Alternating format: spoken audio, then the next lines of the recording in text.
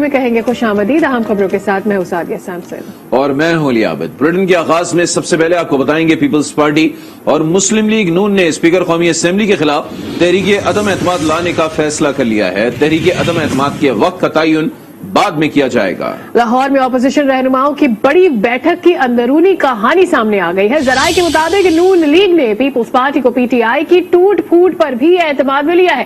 P T I کے 20 ارکان کے نام بھی بتا دیے جو نون لیگ سے رابطے میں ہیں۔ پیپلز پارٹی نے نون لیگ کو اپنے لانگ مارچ میں شرکت کی دعوت دی، جس پر نون لیگ نے شرط عائد کی کہ لانگ مارچ کے اختتام پر دھرنا دیں گے تو ساتھ ہیں، جس پر پیپلز پارٹی کی قیادت نے دھرنا دینے سے انکار کیا۔ پیپلز پارٹی نے لانگ مارچ پر سب کے ساتھ مل کر اسلام آباد میں داخل ہونے کی تجویز دی، جس پر نون لیگ نے کہا اس پر پی ڈی ایم میں غور کیا جائے گا۔ ملاقات کے دوران مریم نواز نے اپنے موبائل پر نواز شریف سے آصف علی زرداری کی بات بھی کروائی۔ اپوزیشن کی دو بڑی جماعتوں نون لیگ اور پیپلز پارٹی نے حکومت کو گھر بھیجنے کے لیے مل کر جدوجہد کا اعلان کر دیا۔ شہباز شریف کہتے ہیں کہ حکومت کو چلتا کرنے کے لیے تمام آئینی اور قانونی راستے اختیار کریں گے۔ بلاول بھٹو نے کہا کہ اپوزیشن جماعتیں مل کر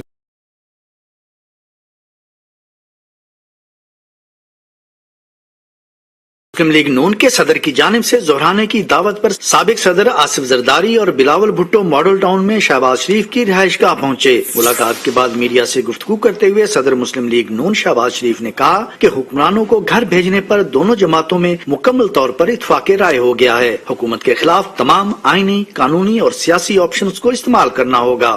ہم نے یہ اتفاق پایا کہ ہمیں اس گورنمنٹ سے ملک کو چھٹکارا حاصل کروانے کے لیے ہم نے آج تفصیل سے گفتگو کی، اور اس میں کوئی دو رائے نہیں کہ ہمیں تمام آئینی، قانونی اور سیاسی آپشنز کو ہمیں بلا تاخیر ہمیں ان کو استعمال کرنا ہوگا۔ بلاول بھٹو نے کہا کہ میں نے اپنی جماعت کی سوچ نون لیگ کی قیادت کے سامنے رکھی ہے، جبکہ انہوں نے اپنے اور اتحادیوں کے پلان ہمارے ساتھ شیئر کیے ہیں۔ مشکل حالات سے دو چار عوام کو اس حکومت سے نجات دلانے کے لیے تمام اختلافات کو بالائے طاق رکھتے ہوئے ایک پیج پر آنا پڑے گا۔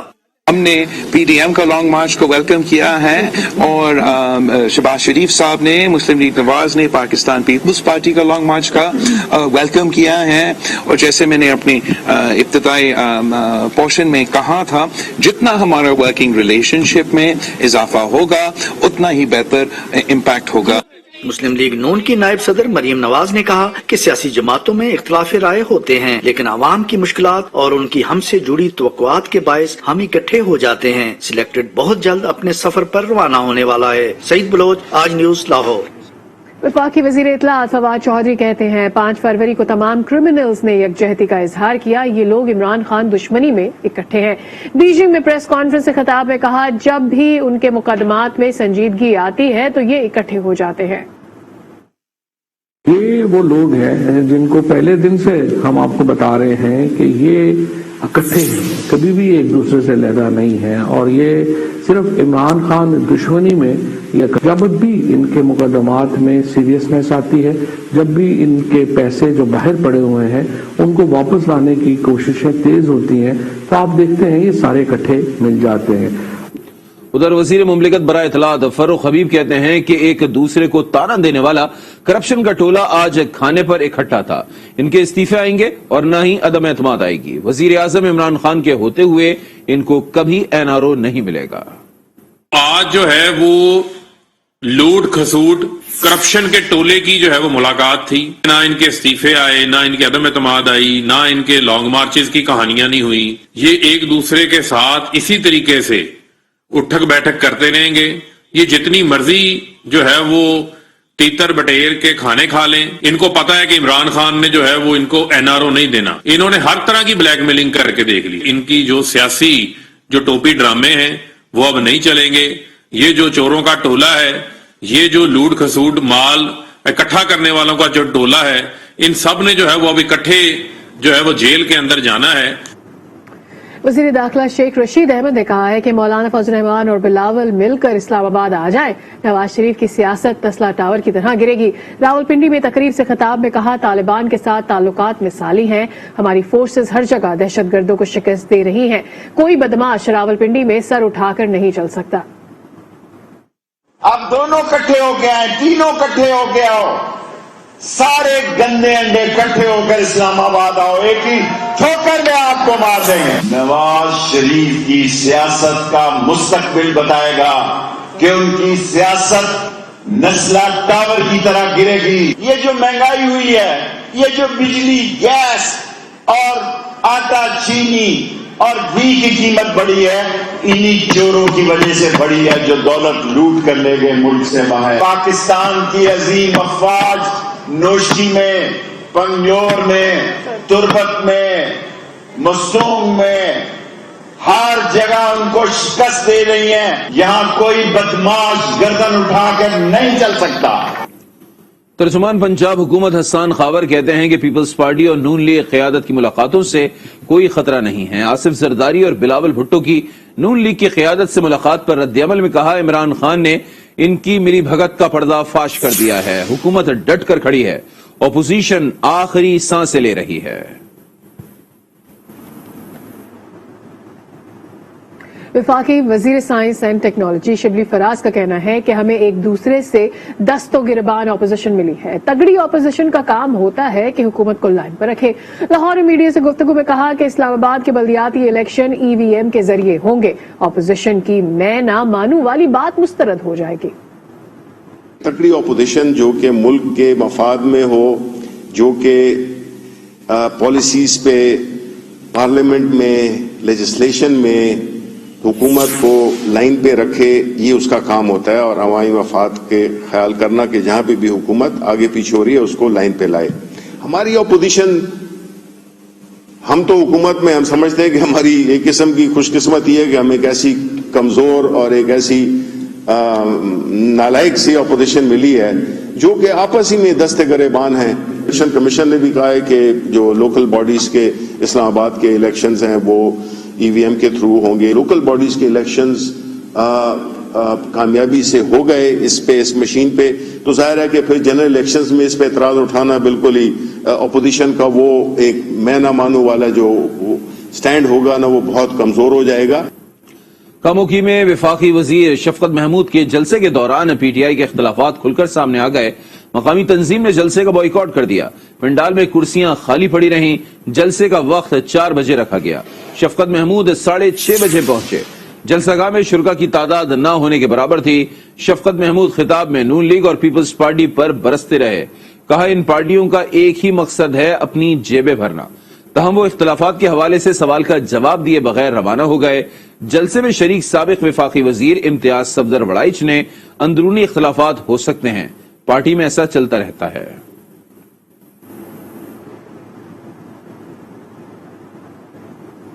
और अब ये बताएं कि पंचकूल में दहशतगर्दों की तलाश का ऑपरेशन मुकम्मल हो चुका है। खुदकुश बमबार समेत 7 दहशतगर्द हलाक हो गए हैं।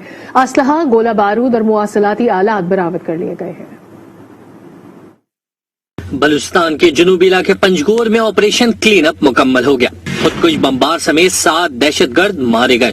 सिक्योरिटी फोर्सेस का ऑपरेशन 68 घंटे तक जारी रहा। 4 रोज कबल दहशतगर्दों ने FC किला पंजगोर पर हमला कर दिया था, जिसको सिक्योरिटी फोर्सेस ने पसपा कर दिया था। दहशतगर्दों ने करीबी इमारतों पर पनाह ले ली, जहां से वो शहरियों और फोर्सेस पर गोलियां बरसाते रहे। सिक्योरिटी फोर्सेस ने 7 दहशतगर्दों को हलाक कर दिया है। हलाक दहशतगर्दों में खुदकुश बमबार भी शामिल है। कलदम BLA से ताल्लुक रखने वाले दहशतगर्द जदीद अमरीकी हथियारों और मवासलाती आलात से लेस थे। दहशतगर्द सैटेलाइट फोन के जरिए अफगानिस्तान में अपने कमांडर से राब्ते में थे। 4 रोज तक की लड़ाई में उनकी मदद के लिए ड्रोन्स भी आते रहे, जिनको मार गिराया गया। दहशतगर्दों के कब्जे से रॉकेट लॉन्चर, दस्ती बम, खुदकुश जैकेट्स, राइफल्स और बड़ी तादाद में गोलियां बरामद हुई। सरकारी जराये के मुताबिक ऑपरेशन में 10 अफराद की शहादत हुई, जबकि 13 जख्मी हुए। उधर commander southern command lieutenant general Sarfaraz Ali कहते हैं कि दुश्मन कश्मीर में उठाने वाली तकलीफ का इजहार बलूचिस्तान में कर रहा है। दुश्मन सोशल मीडिया और दीगर जराये से मायूसी फैला रहा है। हालात वैसे नहीं जैसे पेश किए जा रहे हैं। नाकामी दुश्मन के हाथों पर लिखी जा चुकी है। अल्लाह के फज़्ल करम से वो वक्त दूर नहीं जब कश्मीर आजाद होगा और लोगों को उनका हक मिलेगा। दुश्मन को कश्मीर की जो तकलीफ चल रही है उसका इजहार वो बलूचिस्तान में करने की कोशिश कर रहा है। हमारा मक्कार दुश्मन सोशल मीडिया اور اس طرح کے وسائل کے ذریعے ایک مایوسی پھیلانے کی کوشش کرتا کہ پتہ نہیں کیا ہو گیا اور کون سی انہونی بات دنیا سے ہو گئی. ناکامی انشاءاللہ تعالی دشمن کے ہاتھوں پہ لکھی جا چکی ہے. پنجگور اور نوشکی میں آپریشن کے دوران 20 دہشت گرد مارے گئے ہیں. 9 سیکیورٹی اہلکاروں نے بھی جام شہادت نوش کیا ہے. اسی حوالے سے مزید بھی تفصیلات جانتے ہیں. ہمارے ساتھ موجود ہے ہمارے نمائندے نوید اکبر. جی نوید بتائے گا. جی بالکل, ISPR کے مطابق پنجگور اور نوشکی میں جو آپریشن 2 فروری کو شروع ہوا تھا, کلیئرنس آپریشن میں مکمل کر لیا گیا ہے. اس میں 20 دہشت گرد مارے گئے ہیں, جبکہ 2 فروری کی رات کو نوشکی اور پنجگور میں بیک وقت جو ہے دہشت گردوں نے سیکورٹی فورسز کے کیمپوں پر 2 مختلف طرف سے حملے کیے تھے اور ان دونوں مقامات پر جو ہے دہشت گردوں کا حملہ ناکام بنا دیے گئے تھے. نوشکی میں آپریشن کے دوران 9 دہشت گرد مارے گئے تھے, جبکہ ایک افسر سمیت 4 سیکورٹی اہلکار جو ہیں وہ شہید ہوئے تھے. اسی طرح سے پنجگور میں سیکورٹی فورسز نے شدید مقابلے کے بعد دہشت گردوں کا حملہ ناکام بنایا تھا اور کلیئرنس آپریشن کے دوران دہشت گردوں کو ٹھکانے لگا دیا گیا تھا. بھاگنے والے 4 دہشت گردوں کو گھیرے میں لے کر مار دیا گیا. تمام دہشت گردوں کے خلاف آپریشن آج مکمل ہو گیا. پنجگور آپریشن کے دوران 5 جوان شہید جبکہ 6 زخمی ہوئے اور پنجگور میں فالو اپ آپریشن 72 گھنٹے جاری رہا. پنجگور حملوں سے متعلق 3 دہشت گرد گزشتہ روز مارے گئے تھے. مارے جانے والے دہشت گردوں میں مطلوب دہشت گرد بھی شامل تھے. سیکورٹی فورسز دہشت گردی کے خاتمے کے لیے پرعزم ہے اور ISPR کا کہنا ہے کہ ہر قیمت پر اپنی خاتمے سے دہشت گردی کا خاتمہ یقینی بنایا جائے گا. جی بہت شکریہ نوید اکبر, اس کی تفصیلات آپ نے ہمارے ساتھ شیئر کی. بیجنگ میں وزیر اعظم عمران خان ازبکستان کے صدر میں ملاقات ہوئی ہے. دونوں رہنماؤں نے شراکت داری بڑھانے اور اہم منصوبوں پر عمل درآمد کے لیے عملی اقدامات جاری رکھنے کے عزم کا اعادہ کیا. وزیر اعظم عمران خان نے کہا کہ پرامن, مستحکم اور خوشحال افغانستان علاقائی استحکام کے لیے بے حد ضروری ہے. وزیر اعظم ہاؤس سے جاری اعلامیے کے مطابق ملاقات میں علاقائی امن و استحکام کے لیے اقدامات پر تبادلہ خیال کیا گیا. وزیر اعظم عمران خان اور ازبک صدر نے بین الاقوامی برادری پر افغانستان کے لیے اقتصادی اور انسانی امداد جاری رکھنے کی ضرورت پر زور دیا. وزیر اعظم کا کہنا تھا کہ پرامن, مستحکم اور خوشحال افغانستان علاقائی استحکام کے لیے ضروری ہے. اعلامیے کے مطابق وزیر اعظم عمران خان نے ٹرانس افغان ریلوے منصوبے کے لیے پاکستان کی مکمل حمایت کا اعادہ بھی کیا. وزیر اعظم نے سیاحت کو بڑھانے, براہ راست پروازیں دوبارہ شروع کرنے, بینکنگ روابط کو مضبوط بنانے اور ویزا کے طریقہ کار کو آسان بنانے کی ضرورت پر بھی زور دیا. وزیر اعظم نے ازبک صدر کو دورہ پاکستان کی دعوت بھی دی. مولانا فضل الرحمان کہتے ہیں کہ وزیر اعظم چین بھی گئے لیکن چینی قیادت نے ان سے ملاقات نہ کی.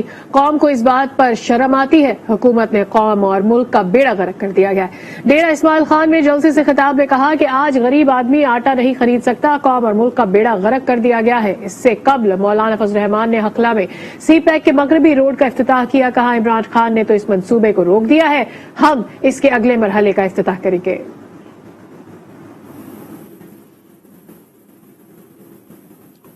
صحت کے شعبے میں ٹیکنالوجی کی مدد سے انقلابی تبدیلیاں آ رہی ہیں اور دبئی ان تبدیلیوں کا مرکز بن چکا ہے.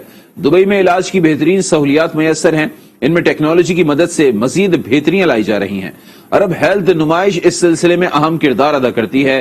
اس سال دبئی میں ہوئی عرب ہیلتھ میں کیا کچھ تھا, یہ آپ جان پائیں گے اس رپورٹ میں.